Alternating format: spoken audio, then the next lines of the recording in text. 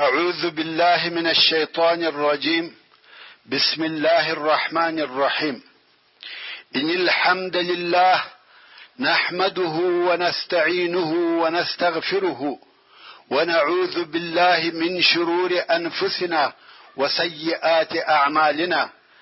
من يهده الله فلا مضل له ومن يضلل فلا هادي له، وأشهد أن لا إله إلا الله وحده لا شريك له، وأشهد أن محمدا عبده ورسوله صلى الله عليه وآله وسلم تسليما كثيرا. أما بعد، د سرور کائنات صلى الله عليه وآله وسلم ژوند درېمه فتح. محترم ورونو، السلام علیکم ورحمت الله وبرکاته. په تیره دوهمه پته کې موږ د رسول الله صلی الله علیه و آله وسلم د مبارک میلاد زیری او عجب حالات بیانول او ومویل چې د صلی الله علیه و آله وسلم د مور د حمل موده بے دردو او تکالیف وو، او کم وخت چې دی علیه الصلاة والسلام پیدا سو پر دواړو لاسو یې تکیه کړې وه او سر یې لوړ نیولی وو لکه آسمان ته چې ګوري. بل دا چې دی صلی الله علیه و آله وسلم مختون وزیږدی، یعنی سنت کړه سوی وو، او مسرور وزیږدی، یعنی نوی هم پرې سوی وو. زموږ د کوچنیانو نوخو د مور څخه ورپریکي او هغه پاته بیا څو ورځې وروسته لویږي. خو رسول الله صلی الله علیه و آله وسلم د دې شیانو څخه فارغه پیدا سو، او کم وخت چې د علیه الصلاة والسلام د ولادت زیری پر عبدالمطلب وسو، هغه ډیر په خوشاله سو. او کم وخت چې بیا دا حالات هم ورته بیان سو چې مختون دی، مسرور دی او پر خپل لاسو تکیه کړی و، نور هم خوشاله سو او ویل والله دې زوی لرمي یو درجه او مقام سته. څنګه په دا عجبه طریقه سره پیدا کیږي؟ دا به څه نه دي. او د ډېرې خوشحالۍ څخه محمد صلی الله علیه و آله وسلم په غیږ کې واخیستی او کعبې شریفې ته دننه بوتی، او هلته د صلی الله علیه و آله وسلم پر زیږېدو د الله جل جلاله شکر ادا کړي. که څه هم تر دغه وخته لا نوم نه دی پر ایښول سوی، مګر چې بیا یې د محمد نوم پر کښېښاوه، په دې کې یو سر او راز و. هغه دا چې یو وخت عبدالمطلب شام ته په سفر تللی و. په دې سفر کې نور 3 نفره هم ملګري و، او هلته یې د یو حبر سره ولیدل. حبر یا حبر د یهودو عالم ته ویل کیږي. حبر پوښتنه ځینې وکړه چې تاسې د کوم ځای یاست؟ دوی ویل موږ د مکې یو.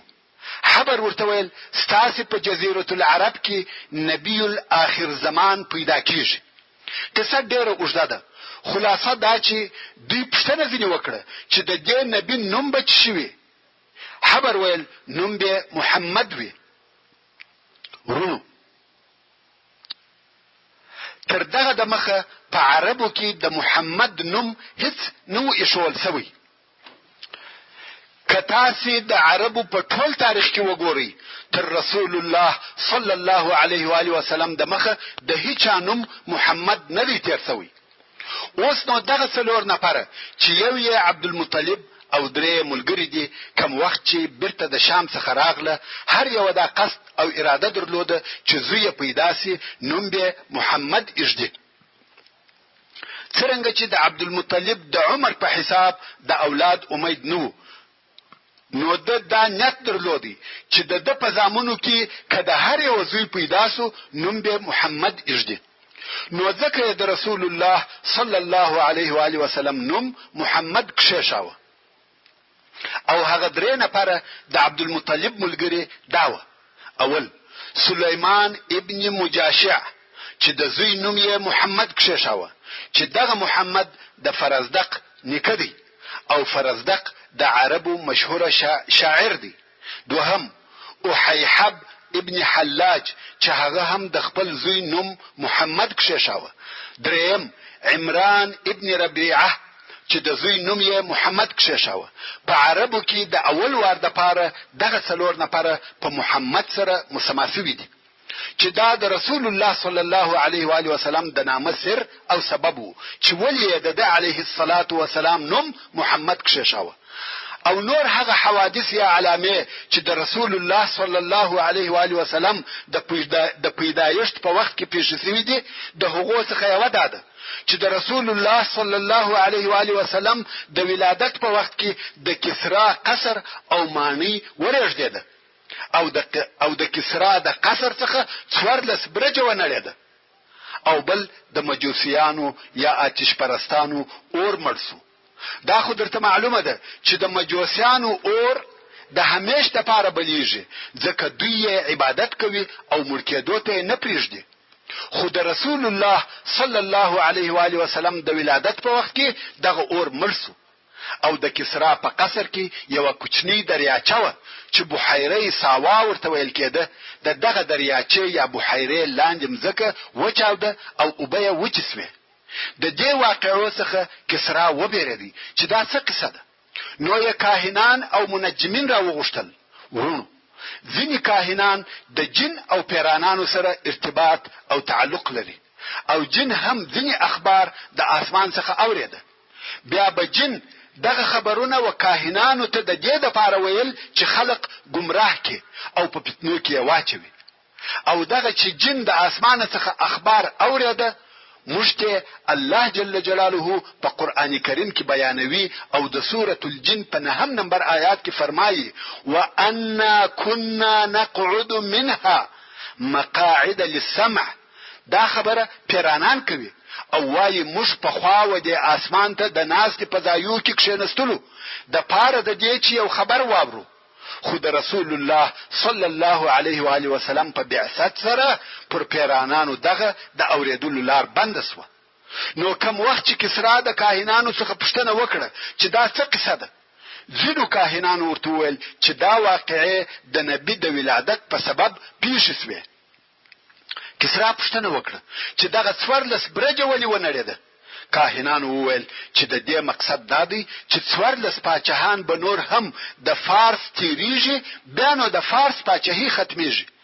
کسرا ویل 14 پاچاهان به نور هم راځي بیا نو د فارس پاچاهي ختمیږي. دا ډېر اوږد وخت دی. خو د ده تر مرګ وروسته د فارس پر حکم مقابله شروع سوه. په 4 کلو کې 10 پاچاهان رد او بدل سوه چې دا ټوله د فارس د حکم د زائلېدو علامې وې. ورونو د رسول الله صلی الله علیه و آله وسلم نسب یا شجره 3 حصې لري چې اوله حصه یې تر عدنان پورې رسیږي او پر دغه حصه یې د سیرت او انسابو ټول علما اتفاق لري او هغه داسې ده: محمد ابن عبد الله ابن عبد المطلب چې دغه عبد المطلب اصلي نوم شیبه دی، ابن هاشم چې اصلي نوم یې عمر دی، ابن عبد مناف چې اصلي نوم یې مغیره دی، ابن قصي چې اصلي نوم یې زید دی، ابن کلاب ابن مره ابن کعب ابن لؤي ابن غالب ابن فهر. او دغه فهر هغه څوک دی چې قریش لقب او د قریشو د قبیلې نسبت هم ودته کیږي. اوس نو فهر ابن مالک ابن نظر ابن کنانه ابن خزیمه ابن مدرکه ابن الیاس ابن مضر ابن نزار ابن معد ابن عدنان. او د رسول الله صلی الله علیه و آله وسلم د نسب دوهمه حصه کم چې تر عدنان لوړ دی او بیا تر ابراهیم علیه السلام پورې رسیږي په هغه کې اختلاف شته. څوک یې قبلوي او تاییدوي او څوک څه نه پکښې وایي چپ پاته دي. خو په دې کې شک نسته چې عدنان د ابراهیم علیه السلام د اولادې څخه دی او هغه نسب داسې دی: عدنان ابن عد ابن همیسع ابن سلامان ابن عوس ابن بوز ابن قموال ابن ابي ابن عوام ابن ناشد ابن حزا ابن بلداس ابن يدلاف ابن طابخ ابن جاحم ابن ناحش ابن ماخي ابن عيض ابن عبقر ابن عبيد ابن الدعاء ابن حمدان ابن سنبر ابن يسربي ابن يحزن ابن يلحن ابن أرعوي ابن عيض ابن ديشان ابن عيسر ابن أفناد ابن أيهام ابن مقصر ابن ناحس ابن زارح ابن سمي ابن مزي ابن عوضة ابن عرام ابن قيدار ابن إسماعيل ابن إبراهيم عليه السلام. او د رسول الله صلی الله علیه و آله وسلم د نسب درېمه حصہ چې د ابراهیم علیه السلام څخه لوړ بیا تر آدم علیه السلام پورې رسیږي، او دا هغه حصہ ده چې بلا شک ځینې غیر صحیح شیان پکې داخل شوي دي، او هغه داسې ده: ابراهیم علیه السلام ابن تارح چې نوم یې آزر دی، ابن ناحور ابن ساروع ابن راعو ابن فالخ ابن عامر ابن شالخ ابن ارفخشد ابن سام ابن نوح عليه السلام ابن لامك ابن متوشلخ ابن اخنوخ ويلكيجي. ابن اخنوخ ويلكيجي چې دغه اخنوخ ادریس عليه السلام دی. دانو ادریس ابن يرد ابن مهلائيل ابن قينان ابن آنوشا ابن شيس ابن آدم عليه السلام. دا خو د رسول الله صلی الله علیه و آله وسلم شجره یا د نسب بیان سو. ورونو اوس به د رسول الله صلی الله علیه و آله وسلم د تی رودلو تربیه او لویدو په باره کې یو څه معلومات درته بیان سي. هغه داسې: کم وخت چې به د قریشو نر اولاد پیدا سو، هغه به په مکه مکرمه کې نه لویاوه، او د دې کار هم څو سبب و. یو سبب دا و چې مکه مکرمه ته د هر ځای څخه خلق راتله، او ځینې خلق به د ډېرې مودې دپاره په مکه مکرمه کې پاته کېده، لکه دا اوس چې هم دغسې ده. او د قریشو سره به راکړه ورکړه او راشه درشه درلوده، او هغه هلکان چې په مکه مکرمه کې بلویده د هغو ژبه به د دغه اختلاط په سبب په سل کې سل خالصه او فصیحه عربي نه وه. د هغه بیگانه خلقو د اخلاقو او ژبې تر تاثیر لاندې کېده. نو د دې جهته قریشو دا شبلل چې د دوی اولادونه تر مکه مکرمه د باندې لوی سي، دا د دې لپاره چې ژبه پر فصیحه عربي واوړي. کوم وخت چې به د ژبې د زده کولو عمر تیر سو، بیا به بیرته مکه مکرمه ته راوسته، ځکه بیا به دغه نورو خلقو د ژبې تر تاثیر نه لاندې کېده. او بل سبب دا و چې قریشو غوښته چې د دوی اولادونه سخت سري او د مشکلاتو زغم او تحمل ولري، د سختیو او تکالیفو سره عادت ولري، ځکه د دوی په مخ کې جنگونه او سفرونه و. دوی نه غوښته چې اولادونه په ښار کې نازک او پاسته لوی سي، ځکه هغه کسان چې په ښارو کې لوی سي نرم، پاسته او نازک طبیعت وي، د تکالیفو او مشکلاتو تحمل نسی کولای. نو دا سختی او تکالیف په صحراو کې و. د صحرا خلق سخت سری او متحمل وي. او دریم سبب دا و چې مکه مکرمه ښار او دینی مرکز و. د هر ځای څخه قسم قسم خلق ورته راتله، او دې خلقو د خپلو ځانو سره قسم قسم مرضونه راوړل، مګر صحرا د مرضو څخه پاکه وي. که اطرافي خلق د ښاري خلقو سره مقایسه سي، په هغو کې مرض کم او نادر پیدا کیږي. نو په دغه څو سببو د قریشو دا خوښه وه چې اولادونه یې تر مکې مکرمې د باندې لوی سي، نو ځکه خپل کوچني اولادونه یې د صحرا ودایګانو ته ورکول چې هغه یې و صحرا ته بوزي او هلته یې لوی کړي. بیا چې به لوی سوه، نو بیا بیرته مکې مکرمې ته راوسته، او د صحرا خلقو بیا دا کار د رزق د پیدا کېدو دپاره کاوه. خدایګانو پر دې کار تنخواه او معلومه مزدوري نه اخیسته. دا یې عیب باله چې د شیدو قیمت واخلي. د کوچني د اخیستلو په وخت کې پر کم مبلغ تنخواه یا د شیدو پر بدل هیڅ اتفاق نه کېدی. خو بیا څه موده ترمنځ او په آخر کې د کوچني د مور او پلار د طرفه ودایي ته هدیې او سوغاتونه ورکول کېده. چې په هغه هدیو به دایګانو خپل گزاره کول او دغه د صحرا دایګانې به څه موده ترمنځ و مکې مکرمې ته راتلې او هغه نوي پیدا شوي کوچنیان به ورسره بیول.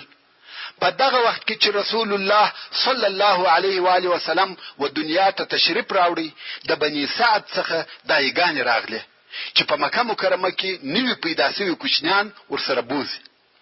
د دوی په جمله کې یوه ښځه یا دایي وه چې نوم یې حلیمه و او د میړه نوم یې حارث و. نو دایګانې راغلې چې د تی کوچنیان واخلي او بویسي. د بني سعد قبیله ټوله غریبان وه، خاصتا په دغه کال چې بارانونه هم نه وه او وچکالي وه. په دوی کې بیا حلیمه ډېره غریبه وه. حلیمه خپل کوچنی د تی زوی هم درلودی او په قریشو کې ګرځي چې یو بل کوچنی هم پیدا کی او د دغه خپل زوی سره تی ورکی. خو حلیمه په خپله وایي چې د ډېرې لوږې او غریبۍ په سبب می دونه شیدې نه درلودې چې دغه خپل زوی په مور کم، نو څنګه به دا بل کوچنی ورسره مړوم؟ مګر احتیاج او غریبۍ و دې کار ته مجبوره کړم. نو حلیمه چې د خپلې قبیلې څخه راتله پر یوه خره باندې سپره وه چې دا خره په خپله هم ډېره ډنګره او ضعیفه وه. د ضعف په سبب به پر لارې تر ټوله قافلې وروسته رهي وه او نورو ښځو به نارې پر وهلې چې حلیمې ژر سه ودې ځنډولو. او حلیمې چې به هر څه کوشش وکړي چې خره یې چابکه سي هغه نه سوای تلای. خیر په ډېر تکلیف یې ځان و مکې مکرمې ته ورساوه. اوس نو په مکه مکرمه کې دایګانې کور په کور په کوچنیانو پسې ګرځي او هر دایي چې د رسول الله صلی الله علیه و آله وسلم مور امینې ته راسي او په دې پوه سي چې هلک یتیم دی په پټه خوله یې پرېږدي. دا ځکه چې دایګانو په اول کې د تنخوا یا مزدورۍ خبرې نه کولې او امید به ټوله و هغه هدیو او سوغاتو ته و چې په وروسته کې ورکول کېده. نو چې پوه به سوې چې هلک یتیم دی پلار نه لري نو ویل مور به موږ ته څه هدیه راکړي. نو بیا په پټه خوله هلک پرېښاوه د کوره به ووتې. دایګانو داسې فکر کاوه چې نیکه دونه غمخور نه دی لکه پلار او مور دونه عاید نه لري نو موږ ته څه نشي راکولی. نو ټولو دایګانو محمد صلی الله علیه و آله وسلم پرېښاوه. راسئ چې دغه قصه په خپله و حلیمې ته پرېږدو چې دا به په تفصیل سره راته بیان کړي. حلیمه السعدیه وایي زه د خپل وطن څخه د خپل میړه او کوچني د تی د زوی سره د بني سعد د ښځو په ملګرتیا راووتم چې موږ ټولو د تی کوچنیان غوښته او دا داسې وچکال و چې موږ ته د خوړلو دپاره هیڅ شی نه و راپاته. زه پر یوې خرې سپراوم او زموږ سره یوه زړه اوښه د لوشلو دپاره راسره وه چې د دې شیدې به زموږ او زموږ د کوچني دپاره غذا وې.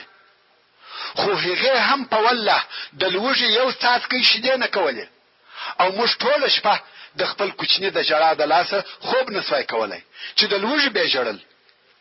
نه زما په تکې څه وه چې دی په موړ سي او نه زموږ اوښې شیدې کولې چې واده ته یې ورکو او موږ ټوله د باران په امید وو چې بارانونه وسي او کال آباد سي. خیر زه پر دغه خپله خره راووتم چې د خپلو ټولو ملګرو دپاره تکلیف او دردسر وم ځکه زما خره ډنګره او د ضعف د لاسه پر لارې نه سوای تلای. د ملګرو به مې دغه نارې وې چې حلیمې ژر سه او ژر سه. خیر مکې مکرمې ته راورسېدو او موږ ټوله په کورو کې په کوچنیانو پسې ګرځو. په موږ ټولو کې داسې ښځه نه وه چې و هغې ته دې د محمد صلی الله علیه و آله وسلم د اخیستلو نه وي ویل سوي. خو چې دا به ورته وویل چې یتیم دی هر یوې پرېښاوه ځکه موږ د کوچني د پلار څخه د هدیو او تحفو امید درلودی.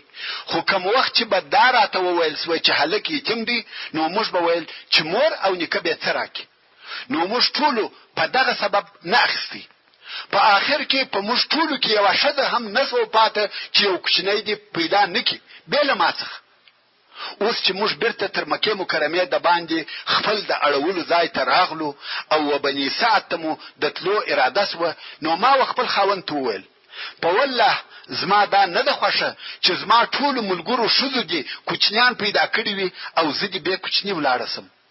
زه هغه یتیم کوچني ته ورځم او هغه اخلم. میړه مې ویل ښه دی ورسه وای اخله، شاید چې دغه یتیم زموږ دپاره د برکت سبب سي.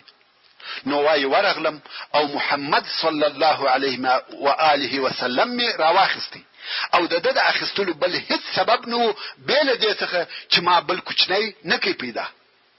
کوم وخت چې می دی صلی الله علیه و آله وسلم راواخستی او خپل ځای ته راغلم او تیته می ورواچاوه چې می زما د خوشي سره سم شیدې پر الکړه. د تر هغه راودلې چې مړې دی او د دورور چې زما زوی وو هغه هم تر مړېدو ورودلې او بیا دواړه بدسوه. حال دا چې زموږ کوچنی تر دغه د مخه د لوږې نسوای بيدلای او بیا مې میړه وهغه زړې اوښې تور ولاړ سو چې ویل وشي. د اوښې څخه یې دونه شیدې ولوشلې چې ما او د تر مړېدو وچښلې. دا شپه ښه په خیر را باندې تېره سوه. حلیمه وایي په سهار کې زما ملګرو ښځو راته ویل یا حلیمه په والله مبارک او د برکته ډک کوچنی دی اخیستی دی. ما ویل زما هم دغه امید دی. حلیمه وایي په دغه سهار زه پر هغه خپل خرې سپره سوم. محمد مې هم را سره واخیستی او د خپل کلي پر طرف رهي سو. په والله خره مې زما تر ملګرو دونه د مخه سوه چې د هغو خره نسوای پسې رسېدلی. تر څو چې ملګرو مې راته ویل یا حلیمه یو څه صبر وکړه، آیا دا ستا هغه خره نه ده چې د هاخوا پر راغله؟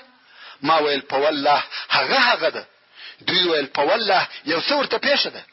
حلیمه وایي بیا نو موږ و بني سعد ته و خپل کورو ته ورسېدو او د الله تعالی په مځکو کې د باران د نکېدو په سبب زموږ تر ځای وچ ځای نه و. خو بیا هم زما پسونه چې براغله ماړه او غلانځ به د شیدو ډکې وي. موږ به خپل میږي وشلې او شیدې به مو چښلې، خو بل چا د خپل پسو څخه یو څاڅکی شیدې نسوای وشلای او نه د میږو په غلانځو کې څه و.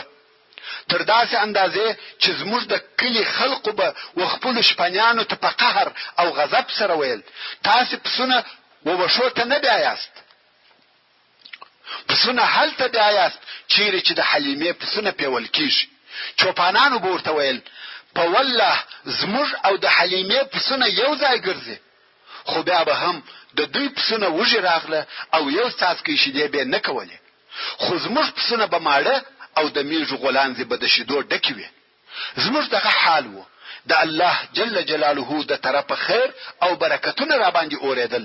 څو 2 کاله تیر سوه. حلیمه وایي د محمد صلی الله علیه و آله وسلم جسم او بدن نسبت و نور کوچنیانو ته مخالفه وده او پرورش کاوه. د عمر یې 2 کاله لا نه و پوره سوي، داسې معلومه دی لکه د 5 کالو هلک. صحت او عافیت کامل او سالم و. په خبرو کې یې فصاحت و، خبرې یې سمې او پوره کولې. کوم وخت چې د علیه الصلاة والسلام 2 کاله پوره سوه مور ته مو وروستی او عادت هم داو چې دایګانو به هلوکان پس له 2 کالو خپل مور او پلار ته وروستل. خو ځینو پلرو به د 2هم وار دپاره بیا دغه کوچنی ودایي ته ورکړي چې څه موده دې نوره هم په صحرا کې تېره کړي او ځینو خلقو به پر دغه 2 کالو بس کړه. نو اوس حلیمه هم محمد صلی الله علیه و آله وسلم و مکه مکرمه او خپل مور ته راوستي، مګر کوشش کوي چې بیرته د ځان سره بوزي. خو د رسول الله صلی الله علیه و آله وسلم مور امینه ورته وایي بس ته د لیدي وي او حلیمه ورته وایي دلته ګرمي ده، مرزونه دي، دی تر اوسه ښه نه دی لوی سوی، څه موده به نور هم را سره بوزم. حلیمه وایي موږ دا کوشش کاوه چې بیرته را سره بوزو، ځکه موږ په دې کې هغه برکتونه لیدلي وه څو په آخر کې مو د محمد صلی الله علیه و آله وسلم مور راضي کړه چې بیا یې را سره بوزو او 2هم وار مو بیا بني سعد ته راوستی. ورونو دلته به ستاسې د معلوماتو د زیاتوالي دپاره د رسول الله صلی الله علیه و آله وسلم رضاعت او رضعي ورونه او خوندې در وښول سي. اول هغه څوک چې رسول الله صلی الله علیه و آله وسلم ته پس له د مور څخه تی ورکړی دی هغه سویبه ده چې د ابو لهب آزاده سوې منځوه چې هغه د خپل زوی سره چې مسروح نومېدی تی ورکړي. او دغه سویبه تر رسول الله صلی الله علیه و آله وسلم د مخه و حمزه رضی الله تعالی عنه ته هم تی ورکړي وو، چې په دې حساب سره حمزه رضی الله تعالی عنه چې د رسول الله صلی الله علیه و آله وسلم اکاو او رضعی ورور یې هم سو. او دغه سویبه په ورسته کې و ابو سلمہ رضی الله تعالی عنه ته هم تی ورکړي دي. نو ابو سلمہ رضی الله تعالی عنه هم د رسول الله صلی الله علیه و آله وسلم رضعی ورور سو. او د رسول الله صلی الله علیه و آله وسلم هغه رضعی ورونه یا خوندي چې د حلیمه او حارث اولادونه و داسې دي: عبد الله ابن حارث، انیسه بنت حارث یا انیسه بنت حارث، حذافه بنت حارث چې په شیما سره مشهوره ده. او دغه حلیمه د ابو سفیان ابن حارث ابن عبد المطلب دایي هم و، چې ابو سفیان ابن حارث د رسول الله صلی الله علیه و آله وسلم د اکا زوی و او رضعی ورور یې هم سو. همدارنګه حلیمه السعدیه و حمزه رضی الله تعالی عنه ته هم تی ورکړي دي، چې حمزه رضی الله تعالی عنه د رسول الله صلی الله علیه و آله وسلم د دوو طرفو رضعی ورور سو، یو د سویبه د طرفه او بل د حلیمه السعدیه د طرفه. اوس به بیرته خپلې کیسې ته راسو. حلیمه وایي د محمد صلی الله علیه و آله وسلم تر دوهم وار راوستلو څه موده وروسته د محمد صلی الله علیه و آله وسلم د تی یا رضعی ورور وارخطا او پزغستا خپل مور او پلار ته راغلی او ویل یې هغه زما قریشي ورور بیریږي. دوی ورته ویل څه ورته پیښه ده؟ هلک ویل 2 نفره چې سپین کالیه اغوستي و راغله او محمد صلی الله علیه و آله وسلم یې بیسده کړ. حلیمه او حارث د دې خبر په اوریدلو ډیر وبېریدل او د محمد صلی الله علیه و آله وسلم و طرف ته په تلوار ورغله. کګوري د محمد صلی الله علیه و آله وسلم د مخ رنگ بل قسم اوښتي دي. دوی ورته ویل څه درته پیښه ده؟ محمد صلی الله علیه و آله وسلم ویل 2 نفره چې سپین کالیه اغوستي و راغله، زه ووهلم او پر ځکه ولوېدم، بیا یې زما ذکر را تیرې کړي او زما زړه را ویستی. ورونو د رسول الله صلی الله علیه و آله وسلم څخه په صحیح حدیث کې هغه چې امام مسلم یې روایتوي د انس رضی الله تعالی عنه څخه روایت دی، وایي چې رسول الله صلی الله علیه و آله وسلم د کوچنیانو سره لوبي کولې چې جبرئیل علیه السلام ورته راغلی، دی علیه الصلاة والسلام یې واخیستی او بیسده کړي او د علیه الصلاة والسلام سینه یې ورسیرې کړه او زړه را وېستی او د هغه څخه یو ټوټه ایسته کړه. ویل دا ستا څخه د شیطان برخه ده. بیا یې دغه زما زړه د سرو زرو په تشت کې د زمزم په اوبو پریولی او بیا یې بیرته د علیه الصلاة والسلام زړه په هغه خپل ځای کې کښېښاوه او سینه یې ور وګنډل. او کوچنیان د علیه الصلاة والسلام و مور یعنی دایته پزغستا ورغله چې محمد صلی الله علیه و آله وسلم ووژل سو. دوی ژر هلته ورغله، ویلې ده چې د علیه الصلاة والسلام د رنگ بڼه اوښتې ده، چې د حدیث شریف لفظ داسې دی: عن انس ان رسول الله صلى الله عليه وآله وسلم اتاه جبريل وهو يلعب مع الغلمان فاخذه وصرعه فشق عن قلبه فاستخرج القلب فاستخرج منه علقة فقال هذا حظ الشيطان منك، ثم غسله في طست من ذهب بماء زمزم ثم لامه ثم اعاده الى مكانه. وجاء الغلمان يسعون الى امه يعني ضئره فقالوا ان محمدا قد قتل فاستقبلوه وهو منتقع اللون. رواه مسلم. دلته د دې واقعې په لیدلو حلیمه ډیره وبېرېده او خپل میړه حارث ته وویل شاید دغه نفر د پیرانانو څخه وي، موږ باید دغه هلک د مخه تر دې چې څه ورته پیښه سي و خپل مور ته ورولو. نو یې محمد صلی الله علیه و آله وسلم مکه مکرمه او خپل مور ته وروستي. ویل دا د ستا زوی مو جوړ روغ صحیح او سالم درته راوستي. د علیه الصلاة والسلام مور په تعجب کې سوه. ویل سبب څه دی چې راموستي؟ تاسو خو په هغه بل وار ډیر کوشش کاوه چې در سره بویځي او اوس مو په خپل راوستي. حلیمه ویل نه ویل کیږي، د دنیا شی او بدی دي، سبب یو تکلیف ورته پیښ سي او ته به موږ ملامتوي، خو اوس مو صحیح سالم راوستي. امینه ویل یو سبب سته او حال براته وایست. خو حلیمه آخر مجبور سوه او د هغه نفرو قصه ورته وکړه. امینه ویل تاسو پر د جنس څخه وبېرېدلاست؟ دوی ویل هو. امینه ویل هیڅ کله ودته جن نسی ورسېدلی، ځکه ما د ولادت په وخت کې خوب ولیدی چې یو څوک راته وایي ووایه اعیذک بالله الواحد من شر كل حاسد. قسم دی چې ودته جن او شیطان نسی ورسېدلی.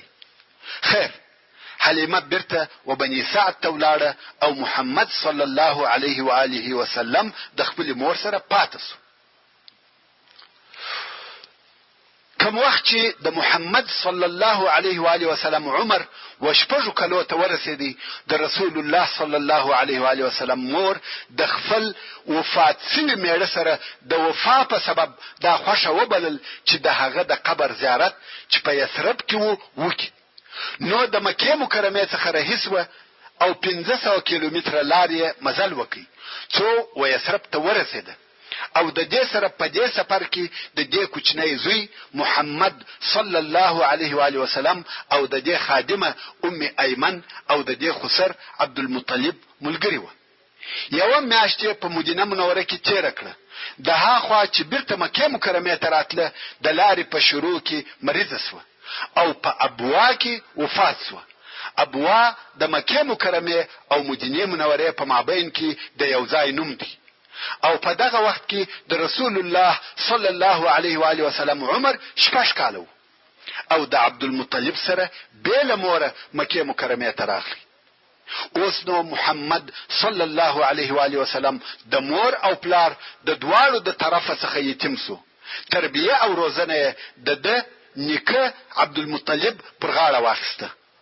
دلته نو د رسول الله صلی الله علیه و آله وسلم په ژوند کې نوې مرحله شروع شوه. سبحان الله. تاسو یو څه فکر وکړئ، دغه کارو څخه الهي مقصدونه و، الهي حکمتونه پکې کې و. تر ولادت د مخه پلار وفات سو، عمر 6 کاله دی، مور یې وفات سو او اوس د نیکه په کور کې تربیه کیږي. محترم ورونو، په دغه بحثو کې مدعا وویل چې عربو د مخه تر اسلام د جاهلیت په وختو کې څونه ناوړه کارونه کول، حتی ژوندي انسانان یې شخول. او بیا مو د رسول الله صلی الله علیه و آله وسلم معزز او مشرف نسب درته بیان کړي چې د شریف او محترم نسب خاوند وو، ځکه چې د الله جل جلاله اراده هم داسې و چې د علیه الصلاة والسلام نسب باید شریف او لوړ وي. دا د پاره د دې چې څوک د نسب پیغور ورنکي او خلق په د علیه الصلاة والسلام باور او اعتماد ولري. او بل دی علیه الصلاة والسلام باید قوي قوم ولري چې دغه قوم یې د دشمنانو او تجاوزګرانو د تجاوز او تیری څخه وساتي. او همیشه پیغمبران هم داسې وي چې په قوي او معززه قوم کې پیدا کیږي او په هغه خپل قوم کې مبعوث کیږي چې د دې څخه مقصد هم دا دی چې په خپل قوم وساتل سي. لکه څنګه چې الله عز وجل د سورة هود په 1 نمبر آیات کې فرمایي ولولا رهتک لرجمناک، چې دا د شعیب علیه السلام قوم او شعیب علیه السلام ته وایي کچیر ستا قوم نه وای موږ به ترجم کړی وای، یعنی د ډبرو په وشتلو به مو وژلی وای. نو که یو پیغمبر د یو عادي نسب څخه وي یا قوم و نه لري، د هغه نبی آزارول د خلقو د پاره ډیر آسانه وي. او تاسو به پراتونکو بحث او بیان کې ووینئ چې دغه د نسب شرافت د دې سبب وګرځېدی چې د یو طرفه خلقو د رسول الله صلی صلی الله علیه و آله وسلم احترام کاوه او اعتماد پر درلودي او د بل طرفه خلق د آزار څخه منع کول. او بیا مو د رسول الله صلی الله علیه و آله وسلم د ولادت بیان درته وکړي چې کوم معجزې او کرامتونه د علیه الصلاة والسلام د ولادت سره یو ځای و. دا هم د دې لپاره چې خلقو ته د علیه الصلاة والسلام د راتګ زیری ور معلوم سي. که څه هم د علیه الصلاة والسلام د راتګ علامې په پخوانی آسماني کتابو کې ډېرې وې، خو سربیره پر هغه حوادث چې د علیه الصلاة والسلام د ولادت سره یو ځای پیښ شوه، په دې ټولو کې د خاتم النبیین صلی الله علیه و آله وسلم د راتګ اشارې وې. او بیا مو د صلی الله علیه و آله وسلم د یتیم کېدو حال بیان کړي. د مخه تر دې چې دنیا ته تشریف راوړي د پلار د طرفه یتیم سو، او کم وخت چې عمر 6 کلو ته ورسېدی د مور د طرفه هم یتیم سو. دا ټوله د الله جل جلاله اراده و. علماء کرام د علیه الصلاة والسلام د یتیم کېدو د پاره ډېر سببونه بیانوي، چې یو د هغو څخه دا دی چې په صلی الله علیه و آله وسلم کې رحمت، شفقت او مهرباني پیدا سي. ولی که څوک د یتیموالي په حالت کې په خپل ژوند وکړي، هغه داسې نه وي لکه اورېدلي چې وي. په عربي کې مثال دی، وایي لیس الخبر کالمعاینه، اورېدل داسې نه دي لکه لیدل. شنیده کیف ودمانند دیده، دا چې یو سړی د یتیم پر سر لاس تیر کی، دا چې یو سړی د یتیم پر سر لاس تیر کی یا د یتیم سره کومک وکي، هغه داسې نه دی لکه خپل ژوند چې په یتیمواله پر تیر سوی وي. د دې دوه په مابین کې ډیر زیات فرق دی. نو الله جل جلاله په دغه یتیمواله سره دی علیه الصلاة والسلام رحیم او مهربانه تربیه کوي. لکه څنګه چې په حدیث شریف کې رسول الله صلی الله علیه و آله وسلم فرمایي ادبني ربي فاحسن تعذيبي، یعنی زما رب ادب او تربیه راکړه او په ښه ادب سره مؤدب کړم. نو تربیه الهی و او الله جل جلاله ښه ادب او ښه اخلاق ورکړه. او د علیه الصلاة والسلام د ژوند دغه حالات تصادفي او د ژوند پیښ نه دي، بلکې د دې شیانو د پیښېدو تر شا لوی مقصدونه و. علماء کرام د علیه الصلاة والسلام د یتیموالي نور سببونه هم وایي، خو زه د بحث د اوږدوالي د بیرې د هغو تر بیانولو تیریږم. او دا بیان مو هم درته وکړي چې رسول الله صلی الله علیه و آله وسلم په صحرا کې تربیه سو، او د صحرا د تربیه فائدې مو هم بیان کړې، چې اول صحت او عافیت دی، او بل د مشکلاتو تحمل دی. رسول الله صلی الله علیه و آله وسلم پناز او نعمتو کې نه دی لوی سوی. دا د دې لپاره چې د سختیو او مشکلاتو د زغملو قدرت ولري. که تاسو د رسول الله صلی الله علیه و آله وسلم وراتلونکي ژوند او حالات ته وګورئ، وبوینئ چې د صلی الله علیه و آله وسلم ټول عمر په جهاد، عبادت، تکالیف او آزارو تیر سوی دی. او بل د صحرا د ژوند څخه د ژبې فصاحت او بلاغت حاصلېږي. د ښاري خلقو ژبه ګډوډه وي، او رسول الله صلی الله علیه و آله وسلم فصیح ترین د خلقو، چې دا هم د بني سعد د ژوند په سبب و. ځکه رسول الله صلی الله علیه و آله وسلم په خپل فرمایي، کوم وخت چې ابو بکر صدیق رضی الله تعالی عنه ورسول الله صلی الله علیه و آله وسلم ته وویل یا رسول الله ما تر تا فصیح نه دی لیدلی، رسول الله صلی الله علیه و آله وسلم و فرمایل څنګه به داسې نوي یا ابا بکر، زه د قریشو څخه یم او په بني سعد کې تربیه سوی یم. ورونو، اول قریش په خپل فصیح و، او بل بني سعد هم په فصاحت کې شهرت درلودي. ورونو، رسول الله صلی الله علیه و آله وسلم غریب او مسکین لوی سو، مال یې نه درلودي. خو محمد صلی الله علیه و آله وسلم په نسب مشرفه او معزز دی، خو د مال خاوند نو. او د دې سبب چې د کورنۍ مال نه درلودي دا و چې د عبدالمطلب کورنۍ د حاجانو د خوړو او چشلو مسؤله و. یعنی د حاجانو دغه مصارف چې رفاده او سقایه ورته ویل کېده د دوی پر غاړه و. نو ځکه زیات مال نور سره پاتې کېدی، د سخا او ډوډۍ ورکولو په سبب د دوی سره هیڅ مال نه و او سخیان همیشه غریبان وي. یو مثال حاتم طائي دی چې په عربو کې ډېر مشهور سخی وو، خو دوی د سخا په واسطه ډېر غریب وو ځکه په لاس کې شی نه پاتې کېدی. د عبدالمطلب هم دغه حال وو، د سخا او ورکړې په سبب یې څه نه درلود. نو محمد صلی الله علیه و آله وسلم ولی غریب او مسکین لوی سو؟ په دې کې هم الهي مقصدونه و چې یو د هغو مقصدو څخه دا و چې د مسکین او محتاج په حال خبر وي، ژوند یې د غنیانو او مالدارانو نو چې د فقراو د حال څخه به خبره وي. هو غنی به د خپل مال څخه یو غریب ته یو څه ورکي، خو بیا هم د ژوند هوسا او اسوده وي. نو د غریبانو هغه حقیقي درد او احتیاج نور معلومیږي. نو ځکه الله جل جلاله د صلی الله علیه و آله وسلم د کوچنیوالي څخه په یتیموالي او غریبۍ اخته کړي. الهي حکمتونه دي الله جل جلاله خپل رسول د رسالت د لوی بار واخیستلو ته آماده کوي. تاسو راسي چې دلته یو کوچنی قصه هم درته بیان کوم. وایي یو وخت یو سړی چې فقیر سړی و د رسول الله صلی الله علیه و آله وسلم و مجلس ته ورغلی. په دغه وخت کې د رسول الله صلی الله علیه و آله وسلم و بغل ته یا وڅنګ ته یو بل غنی سړی ناست و. دغه فقیر راغلی د دغه غنی و بغل ته کښېنستی.